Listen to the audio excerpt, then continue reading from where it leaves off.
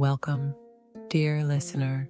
Tonight, we embark on a journey into the glowing heart of ancient myth, a tale forged in fire, smoke, and wonder.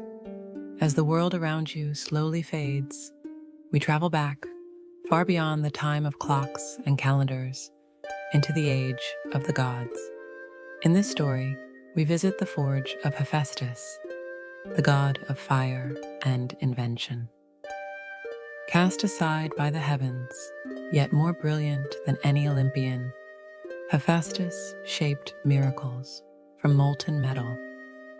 His world was not of thunderbolts or war cries, but of the rhythmic strike of hammers, the hiss of steam, and the slow dance of embers. In his magical workshop, every gear, jewel, and creation had a soul. As your eyes begin to close and your breathing softens, allow this story to become your lullaby, a tale to lull you into the warm embrace of sleep. Tonight, you are safe. Tonight, you are calm. And tonight, you will dream of gods, firelight, and the beauty of creation. Let us begin. Now, find a comfortable position. Let your body sink into your bed or seat as if you're lying on a soft, warm cloud, floating gently through the quiet night sky. Close your eyes and take a slow, deep breath in through your nose and exhale through your mouth. Breathe in again, slowly, filling your chest with calm, and breathe out, letting go of tension, letting go of thoughts, letting go of the day. With each breath, you drift deeper, deeper into calm, deeper into quiet, deeper into the land of myth. Imagine a gentle warmth spreading from your toes, rising slowly through your feet, your legs, your hips. It's like the comforting glow of a forge fire, not hot, but deeply soothing, like the coals of a hearth long burning. This warmth moves through your body, your chest, your arms, up to your neck and the crown of your head. Everything is soft now. Everything is still. You are glowing from within, just like the enchanted metals Hephaestus molds. You are completely at peace. All around you is a vast, star-strewn sky. In the distance, faintly glowing mountains rise. And nestled between them, hidden behind a curtain of steam and sparks, lies a workshop not meant for mortals. The workshop of the god of invention. We will travel there now. You don't need to do anything, just listen and follow the story as it begins to unfold. In the ancient world of Greece, gods and mortals lived in overlapping realms, one made of stone and olive trees, the other of starlight and divine fire. To the Greeks, the gods were more than stories. They were symbols of nature, of emotions, of craft and creativity. They were everywhere, in the rivers and storms, in the laughter of a child, in the clang of a blacksmith's hammer. Among these gods was Hephaestus, a figure both revered and pitied, honored and misunderstood. Hephaestus, the god of fire, metalwork, and invention, was unlike the other Olympians. He was not known for beauty like Apollo, nor for cunning like Hermes. Instead, he was the god of the forge, the master of craft. His hands, though soot-stained and scarred, created wonders no god or mortal could match. But his story begins not in triumph, but in pain.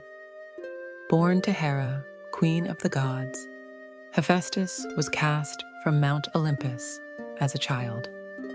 Some myths say she threw him from the heights herself, ashamed of his crooked leg. Others claim it was Zeus, angered by Hephaestus, taking Hera's side during a quarrel. Whatever the reason, the fall was long and the landing brutal. But it did not destroy him. Instead, it changed him. He was rescued by sea goddesses, raised far from Olympus in secret, and gifted with a mind that could dream in iron and gold. Hephaestus, cast out by the divine, found solace in fire and creativity. Where others saw flaws, he forged beauty. And in time, his talent became impossible to ignore. He was summoned back to Olympus, not as a son, but as a craftsman.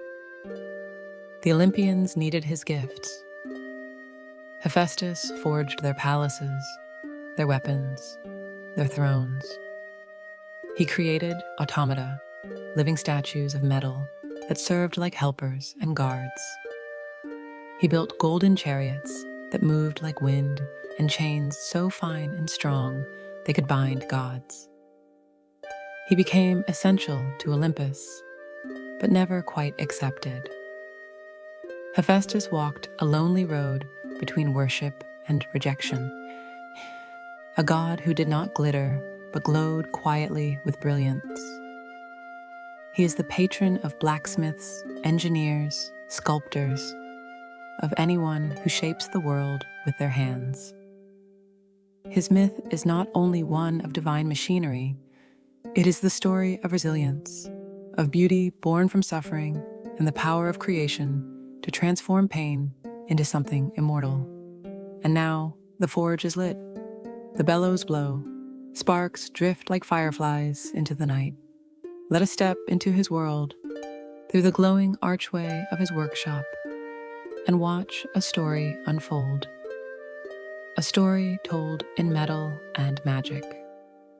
Long before the forge was lit, before sparks danced across the cave walls and enchanted tools shaped the future, there was only silence. And the sound of wind rushing past as the infant god plummeted through the sky. Hephaestus had only just opened his eyes when he was cast from the heavens. The myths disagree about whether it was Hera, his mother, who threw him from Olympus in disgust, or Zeus in a flash of divine fury. But it mattered little to the child tumbling through the cold clouds, broken and alone. He fell for a full day and night, tumbling end over end, his cries lost in the roar of air. No other god had suffered such a fate, not yet. And then, water. The sea caught him like a cradle.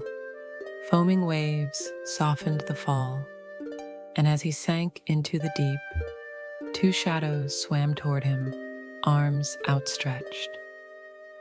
They were the sea goddesses, Thetis and Eurynome, daughters of the ancient waters.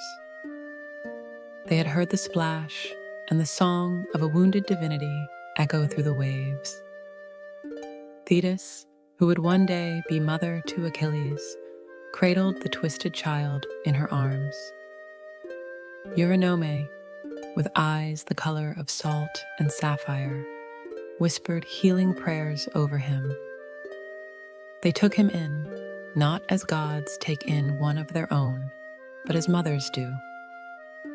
They carried him far away from Olympus, into the heart of a secret underwater grotto, where sunlight filtered through coral and time moved slowly. There, beneath the sea, Hephaestus grew. He did not grow as other gods did. He did not play with arrows like Artemis, or race through meadows like Hermes. His legs, twisted and weak from the fall, made such games impossible. But his mind was burning. Hephaestus watched the currents move and dreamed of machines that could swim without fins. He examined oyster shells and imagined armor shaped like spirals. And one day, as a storm shook the seabed and lightning danced across the water, Hephaestus felt something awaken inside him, a longing for fire. He began to gather stone and coral, driftwood and metal wreckage from sunken ships. His hands were still small but clever. He fashioned tools from shark teeth and sea glass. With Thetis and Eurenome's help, he found volcanic vents beneath the ocean, great chimneys where fire met water. There, in the shadows of magma and steam, Hephaestus built his first forge. It was a crude thing. The bellows were made from whale bladders and coral. The hammers, formed of obsidian and kelp twine, struck with uneven rhythm. But the boy god worked endlessly, driven by something deeper than the sea, a desire to create, to make sense of his pain through craft. Years passed. His hands became strong, his back sturdy, his legs still crooked, but now steady. His forge grew with him. He created tiny golden fish that swam on their own, enchanted torches that never extinguished, even underwater. And then, one day, he made something truly divine. A necklace. It was crafted from shell, sapphire, and gold, so pure, it gleamed even in darkness. It sang when touched, its melody echoing with magic. He gifted it to Thetis, and when she wore it, even the sea hushed to listen. News of the miraculous necklace reached Mount Olympus. Hera, upon hearing of the creation, was stunned. A jewel like that could not come from a mortal, nor even a god, unless it was him, her forgotten son, the child she had thrown away. A storm brewed over the mountains. Hera, feeling the weight of guilt and pride, sent word to Hephaestus. Return to Olympus. The gods require your gift. But Hephaestus, now older, now wise, refused. He would not be summoned, not like a servant, not like a mistake.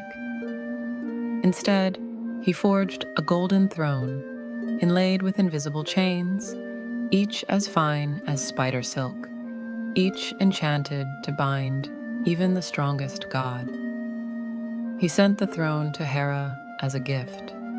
She accepted it, proud, unaware of the trick. And when she sat, the chains sprang to life. She was trapped. Not even Zeus could free her. Not Ares, her war god son. Not even Hermes, with all his cleverness. The gods were stunned. No one had ever bound a deity before. They had no choice. They sent for Hephaestus, humbly, not as a mother calling to her child, but as a queen calling to a king of his own domain. At first, he refused again. But Thetis, his savior, pleaded gently. Return, not for them, but for yourself. Show the world who you are. And so he rose, he left the sea, walked with a limp through the gates of Olympus. Black ash marked his footsteps, and the fire of his forge still glowed in his eyes. With a word, he released Hera. The chains melted into light. She looked at him, not with disgust, but awe. And from that day forth, Hephaestus took his place on Olympus, not as a fallen god, not as a burden, but as the master craftsman of the divine. Once Hephaestus took his place on Olympus, he did not seek revenge or praise. He asked for no throne, no crown, no songs sung in his name. All he wanted was a space to work, a place where fire could breathe, where metal could move, where imagination could live. And so, on the edge of Olympus, nestled high in the mountains above the clouds, he built a workshop like no other. It wasn't made of marble or gold, as the other gods might have chosen. No, Hephaestus's forge was carved directly into the rock of the mountain itself, a labyrinth of tunnels and chambers where flame flickered, steam hissed, and glowing metal flowed like rivers. The doors were crafted from a single sheet of bronze, taller than 10 men, etched with scenes from the beginning of time. They opened not with a key, but with a whisper from the god himself. Inside, the air was alive. It pulsed with heat, yes, but also with life. Because this was no ordinary forge. This was a place where machines breathed, where metal remembered commands and tools moved with minds of their own. The sound was not chaotic. It was rhythmic, almost musical. Hammers rose and fell in perfect time. Bellows wheezed like slumbering beasts. And at the heart of it all, Hephaestus worked, his great arms bare, his hands blackened, his eyes glowing with invention. But he was never alone. You see, Hephaestus was not only a craftsman of objects, he was a creator of beings. From bronze and silver, he forged automata, living statues, powered by divine fire and animated by his genius. They were his assistants, his companions, and perhaps, in their silent loyalty, his only true friends. There was Talos, the giant bronze man, as tall as a tower, who guarded the shores of Crete and could run faster than the wind. His blood was ichor, molten gold, flowing through a single vein sealed with a nail.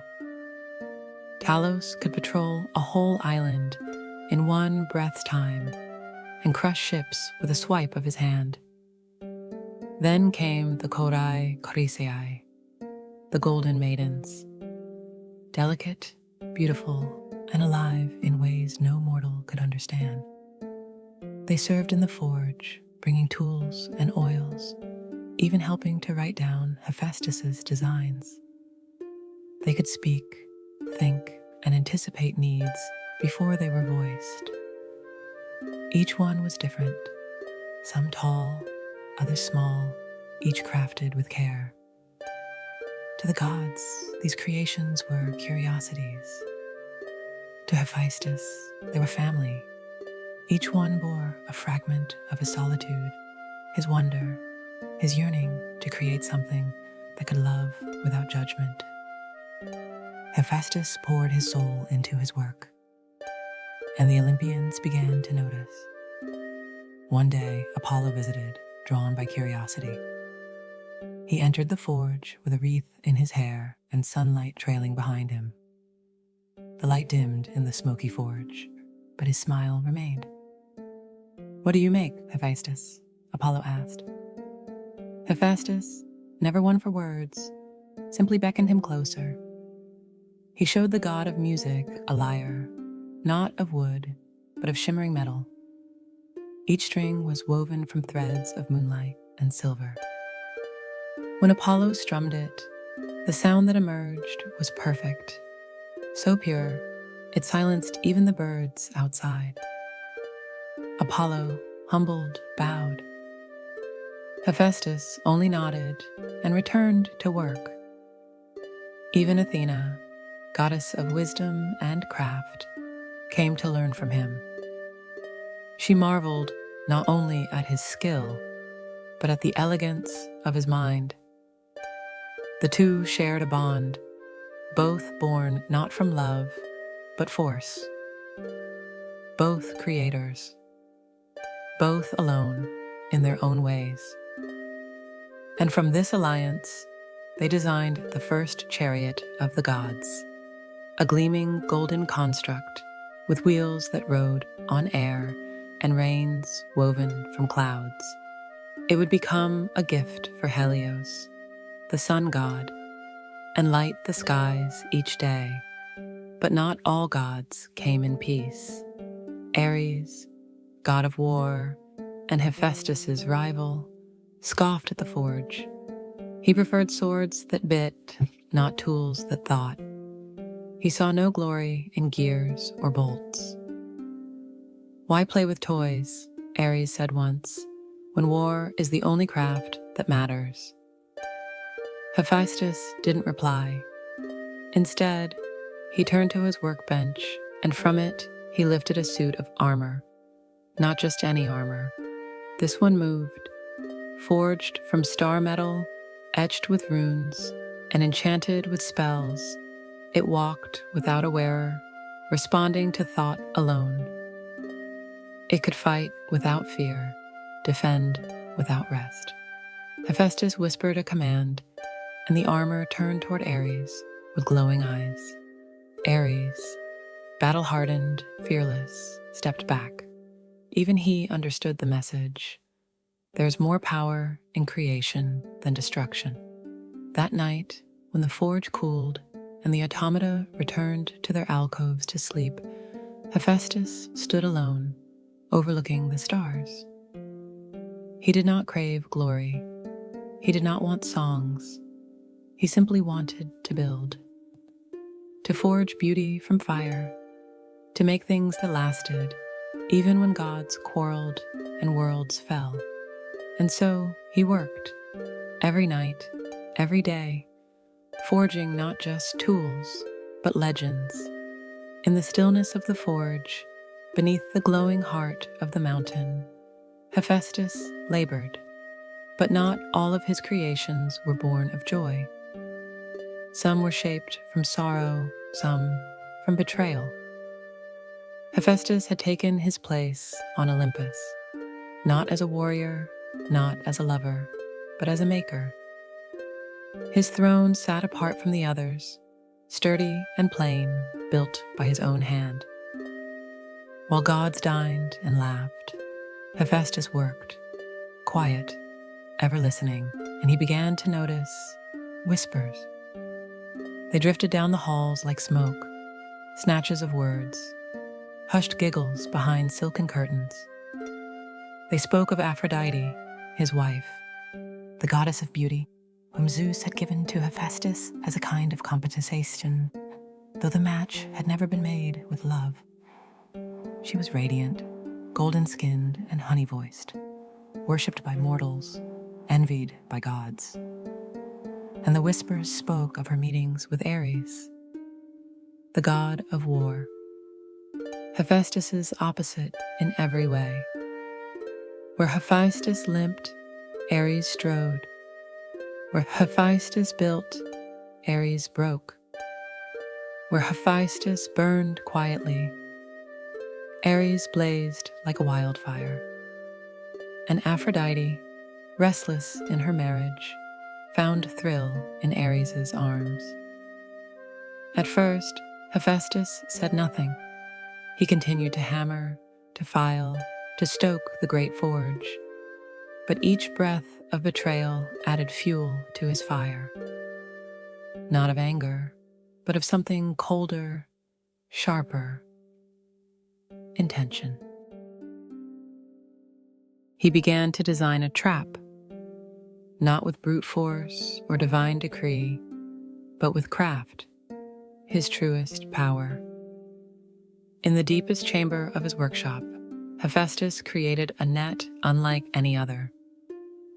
Forged from threads of invisible adamantine, each strand thinner than a hair, yet stronger than diamond.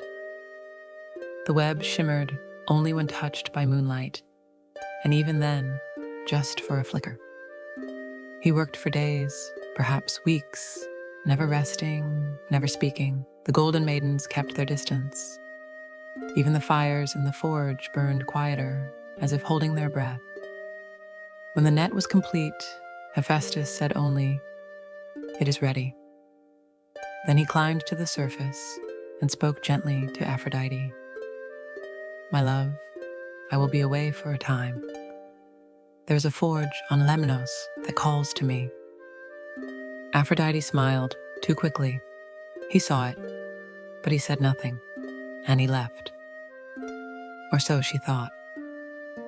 In truth, Hephaestus lingered nearby, watching from the shadows of the garden, where olives hung heavy and the breeze carried the scent of roses. And just as he'd predicted, Ares arrived, silent as a storm. Aphrodite welcomed him with laughter, and they retreated to the sacred bed of Hephaestus. The moment their bodies touched the sheets, the trap sprang shut. The invisible net shimmered into form, twining around their limbs, binding them together, exposed and completely helpless. No strength could break it. No spell could melt it. The lovers were caught, naked in their shame, gods humbled by the mind of the smith. Then Hephaestus summoned the gods. One by one, they came: Zeus, Apollo, Hermes, Poseidon. Even Athena, unamused but intrigued. They gathered in the chamber where the lovers writhed beneath the net, red-faced and trembling. The gods laughed until their sides ached. Hermes whispered something to Apollo, who nearly dropped his lyre. Even Zeus, master of thunder, struggled to contain his grin.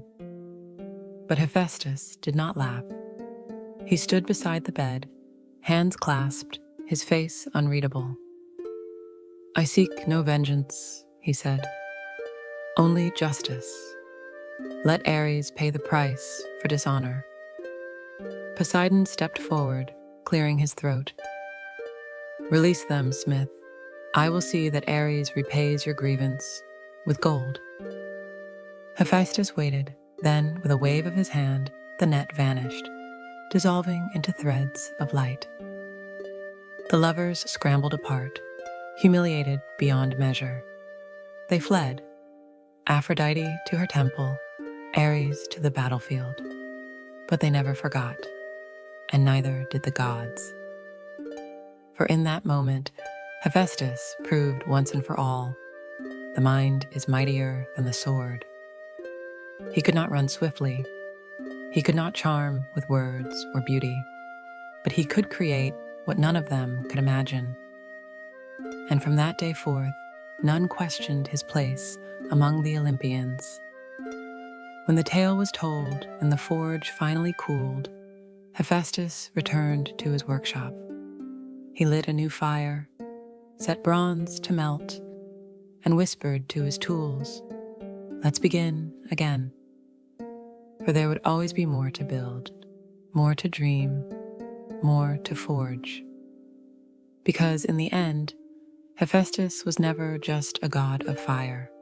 He was a god of transformation, of creation through pain, of beauty through labor, of magic through craft. And now, dear dreamer, the story fades like smoke from a cooling forge. Let your mind drift gently. You are safe. You are calm. You are wrapped in warmth, like the embers of Hephaestus's forge. Let your breath become slow and steady, like the rhythm of hammer on anvil, like the heartbeat of the earth. Remember, you have the power to create, to shape your thoughts, your world, your dreams. Even if you feel broken, you are not lost. You are being forged into something stronger, something beautiful, just like Hephaestus. Sleep now, and let your dreams be filled with golden gears, glowing mountains, and the soft song of metal being born. Good night, dreamer. You are loved. You are enough. You are becoming.